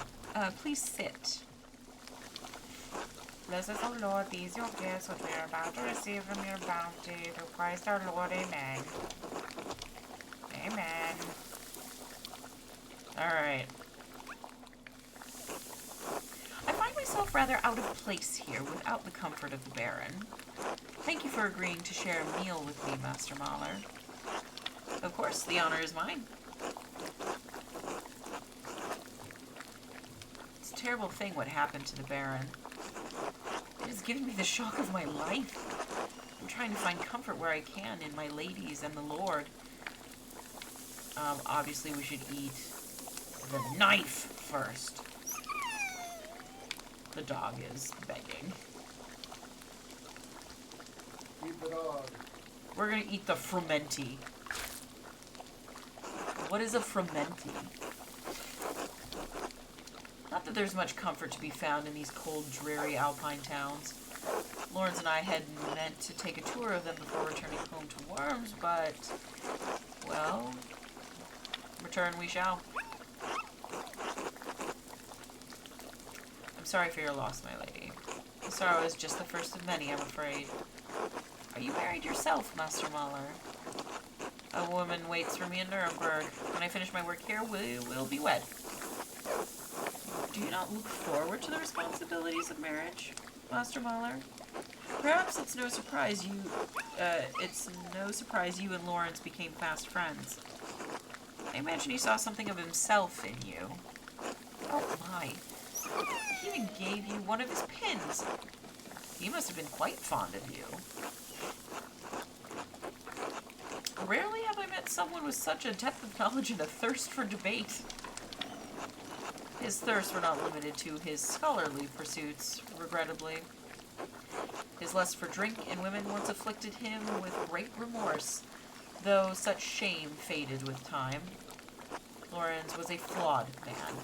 His various infidelities were no secret to me. But are we not all flawed before Christ? Jeez! I loved him as a wife should properly love her husband, but I would not say that we were friends. I only hope his appetites are not what led to his end. I've been searching for the answer to that quandary myself. Were you and Lawrence so close that you would trouble yourself so? My motivation is personal. My mentor, Brother Piero, was found with the Baron's body, but I do not believe he killed your husband. If not him, then who? There are many possibilities, both here at the Abbey and in town. Your husband managed to cultivate many enemies in his short time here. That does sound like Lawrence. He was a man of many opinions, and he gave them freely to all who would listen, and some who would not. The previous abbot, Father Matthias, seemed to appreciate that about him. This new abbot is perhaps more conservative. Father Matthias was an open-minded man, from all I've heard, a true scholar. Father Gurnet doesn't share Matthias's passion for written word, yet endures the expense of it. To be put in such a position would make any man unhappy. I understand. I wonder what he will make of Lawrence's gift to the Abbey. Ooh.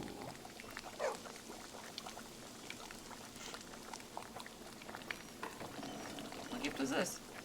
It seemed to be a little thing of more interest and value to my husband and the former abbot than Father Gurnet. Hey, Joxy, how's it going? Welcome in, man. We're eating quail.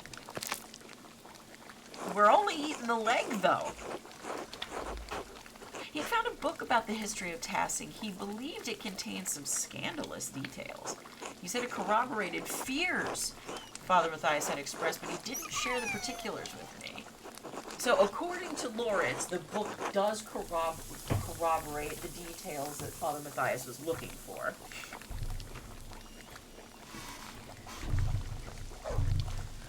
We're certainly hanging in there. How are you doing?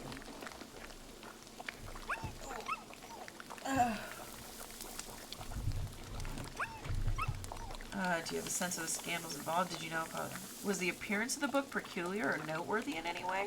It was neither large nor small, bound in blue leather. Unfortunately, I never examined it closely. My apologies.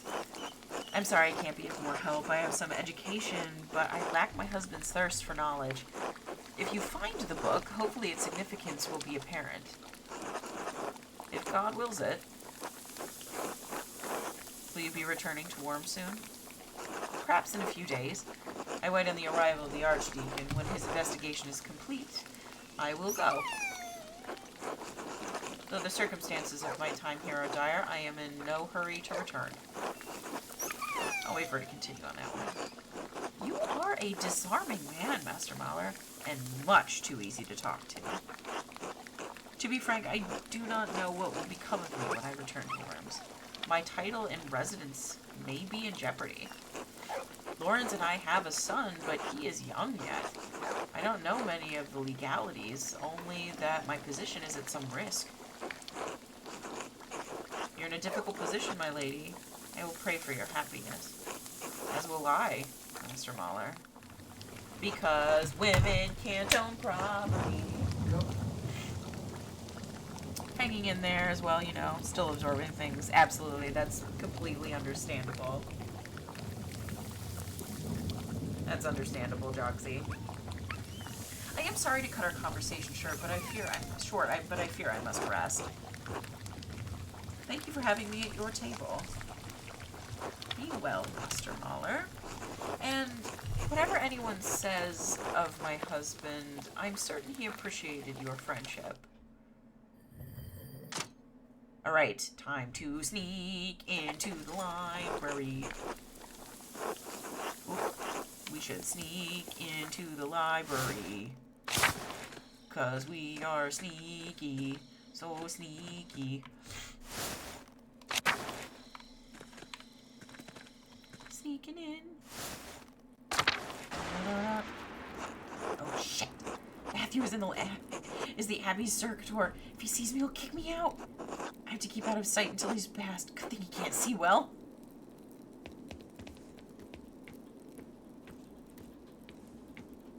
With those Coke bottle glasses.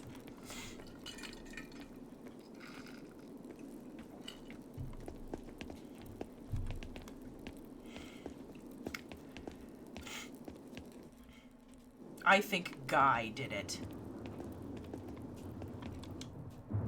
Can I blame Guy on principle that he is an absolute asshat? If I go upstairs, it's going to take a while to find the records I need. I'll lose some time tomorrow morning unless I turn back now. We are going into that library, baby! Search the nun's records. What's this? De Urbis Cambrai. The writer is Cataphalis of Salopia. I don't believe I've heard of him. Interesting. He writes about butcher's broom. The Greeks used it to aid with urination and defecation. It's fun! The author claims it can also help with the reduction of swelling. He seems to be speaking from experience.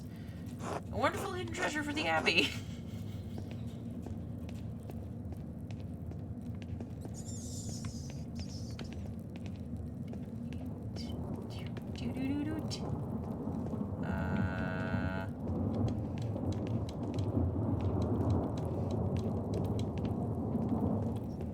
There we go. Upstairs.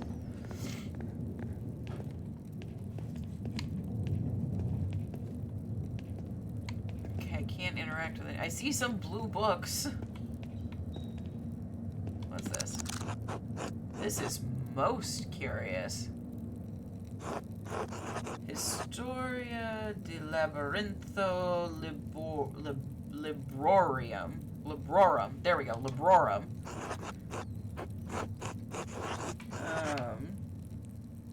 Tell me about Pentiment. Appears to be quite complicated story. I wonder what secret texts could be hidden in such a place. I'll have to see if I can borrow the book when I have free time if Illuminata allows it. Some book with stuff in it. What do we have here? Bifolium from the Mysteria Astra. I've read a number of treatises on astronomy, but I've never heard of this one. Seems rudimentary, explaining the connection between the astrological signs and the elements and their basic relationship to alchemy. Each sign is governed by one of the 4 elements. Cancer, Scorpio, and Pisces are the water signs. Capricorn, Taurus, and Virgo are the earth signs, and so on. Cuts off there. The next page is about something else entirely. Sister Illuminata must be trying to reconstruct the larger text.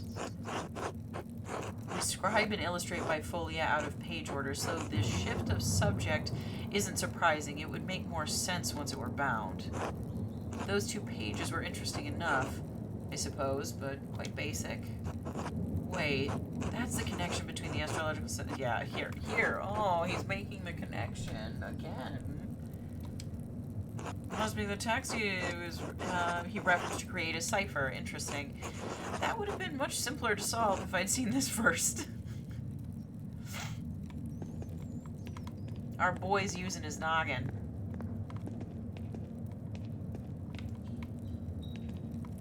Well, this is the end of it. This looks promising. The familiars of the Sisters of Kirsau Abbey. Yes. All right. Anno Domini.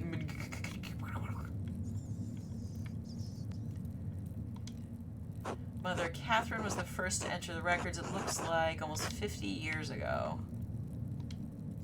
Sister Hildegard from the Golderich family in Ravensburg, quite wealthy. Looks like she became a prioress after Mother Catherine. Sister Cecilia Adelheid? Oh, this is Mother Cecilia's record. Wait, she's from the Welser family. They're one of the most powerful families in Augsburg. Looks like her family donates a lot of money to Kirsau every year. More than my family sees in 10. Sister Gertrude from Hoff, the herbalist, yes. Her father is an apothecary. That explains it. Alright, Matilda Oblate. Yes, the nun's cellarer. She came from Kempton. Merchant family, they donated pigments to use in the scriptorium. Quite thoughtful. I'll have to thank them if I ever get the chance. Oh, this should be interesting. Sister Illuminata. Named Angeline from the Capocci family in Perugia. Looks like they have some connection to Kirsau through an old abbot, Rudolph. Her family donates money to the abbey every year as well.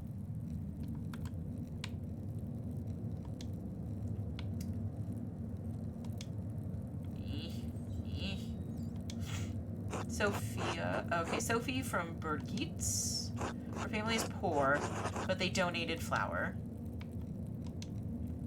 Lisbeth Oblate, she's from Utrecht. Looks like she had an eventful life before coming here. Married with a child. Both died. Her merchant family has some connection to Kirsau through the Kaufmanns of Rothberg ob der Tauber. Some other big family, I imagine. Sister Margaret. Oh, the blind girl who assists Gertrude. She went blind because of failed surgery on her cataracts. Wealthy peasant family. They donated wool and a pasture in Krimmel. Alright, it's Zdena. This should be good. Listen here, you degenerate.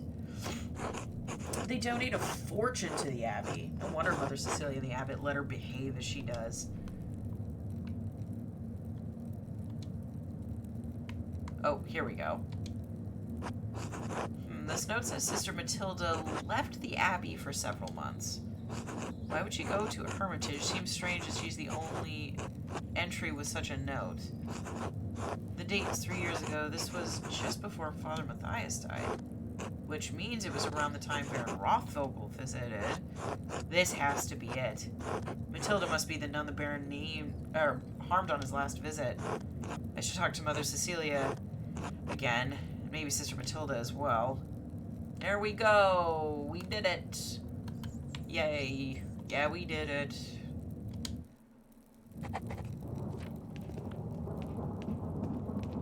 Alright. Now let's GTFO. Oh no, an event.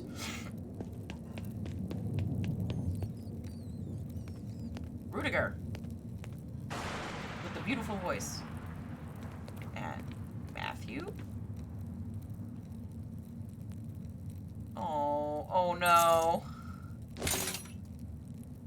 What in the... Shit.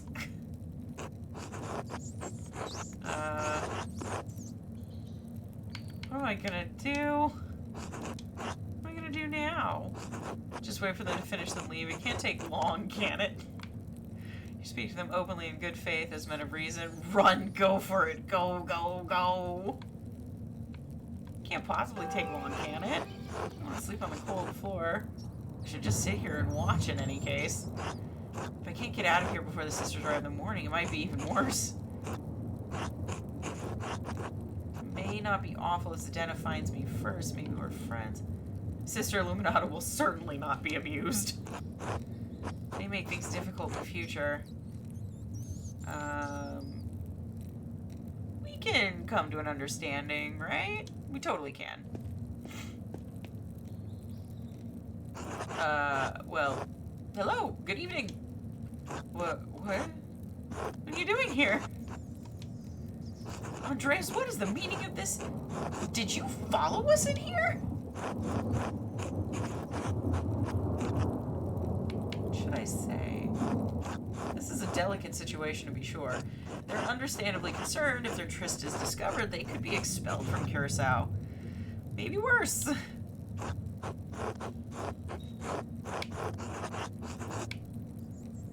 Threaten them. Say you're gonna tell the abbot they were screwing. What are they gonna do about it?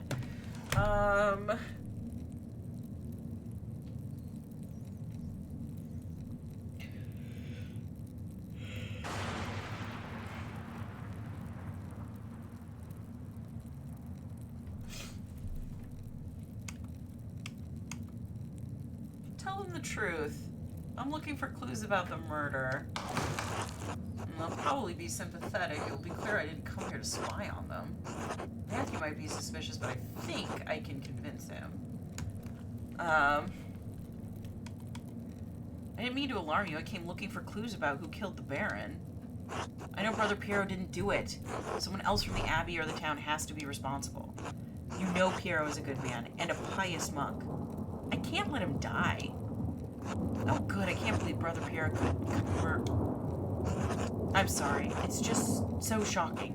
I pray that God will deliver mercy to Piero and bring the true culprit to light. I'm glad you're doing what you can to help them. It's difficult for the rest of us to act, given the abbot's opinion. Andreas, how does skulking in the library help you prove Brother Piero's innocence? I'm not sure. Do you know why Sister Matilda was sent to a hermitage? I do recall a period she was absent. Yes, one day she was just gone. I don't know why. I don't normally concern myself with Mother Cecilia's business. I never spoke with her, but Welslav told me she was sent away to a hermitage for her health. Rudiger! Why does Welslav know about Matilda's whereabouts? They're both cellars and have reason to go to town on behalf of the Abbey. Just as you have more contact with Sister Illuminata than I, Brother Woslav has more contact with Sister Matilda.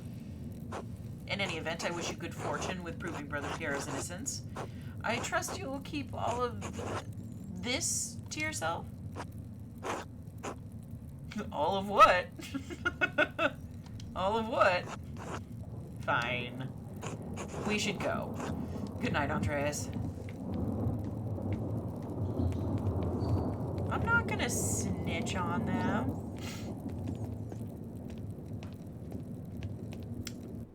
Why would I snitch on the gay boys? Too bad.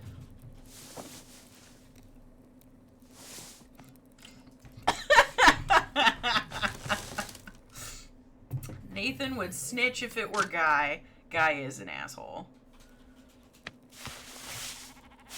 Ooh, I am awake. With a can we pin the murder on him? I have to admit, I am curious if we can. Alright, why did Ursula wake us up? Good mor... Oh, it's not morning. Look at that mischievous smile. It's the middle of the night, Ursula. What are you doing up here? Stab. I see. Obviously, Ursula is the murderer. She came to stab me because I was asking too many questions. Would you like me to tell you a story? Would that help you sleep?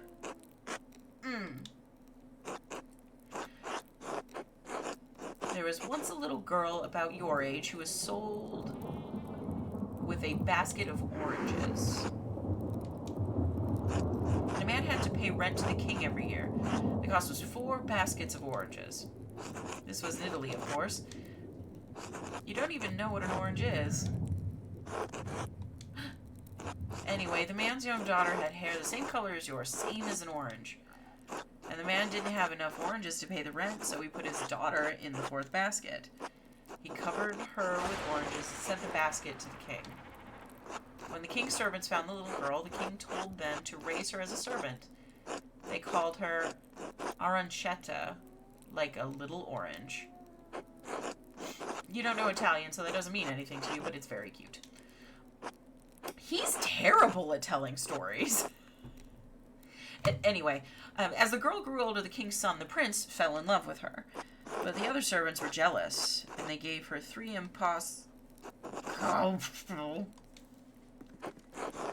Anyway, they were very happy together.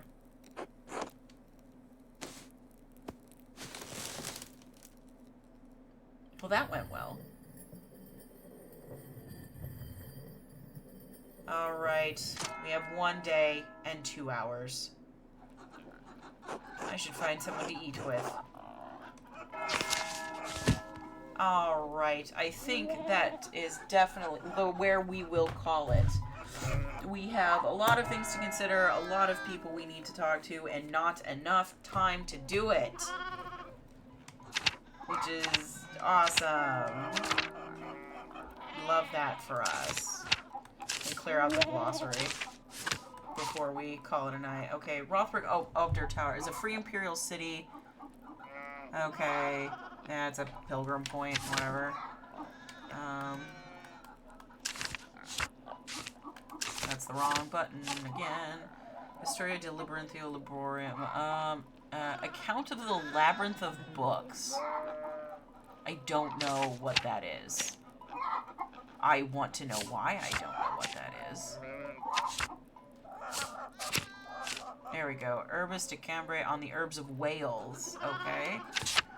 A circuitor is a monk responsible for making the rounds in the abbey to make sure everybody is where they're supposed to be. And a cellarer is in charge of the cellar. Alright, and that's all of that. Alright. With that, let's go ahead and call it here. Thank you guys so much for hanging out with me. Let me close out from this game, and then we will find someone to hang out with. Alright, let's see who's online. Who is doing what? Why are we here? And answer some of those questions. Let's see here. Oh, and Nate is dipping. Let's see. Ooh, we've got several people. We've got Tuttle's online. Tuttle is doing something in retro. She's playing the Darkness. Oh, okay. Okay, Tuttle's playing the Darkness. Optimistic Ren is on, and he's playing Final Fantasy VII Rebirth. Eckerd is online playing Persona 5 Strikers. Is that different from Persona 5? Yes. Okay, different from Persona 5. And I am curious about what Tuttle is playing. Let's go drop ourselves off in Tuttle's stream. Tuttle is excellent. If you do not follow Tuttle, if you do not hang out with Tuttle, you absolutely should. She's incredible, and I love her. Have a great night, everybody. We will definitely solve murders, or just, blame people for murders on erroneous or, incomplete information. We'll see how it works out tomorrow. See you guys then. Bye.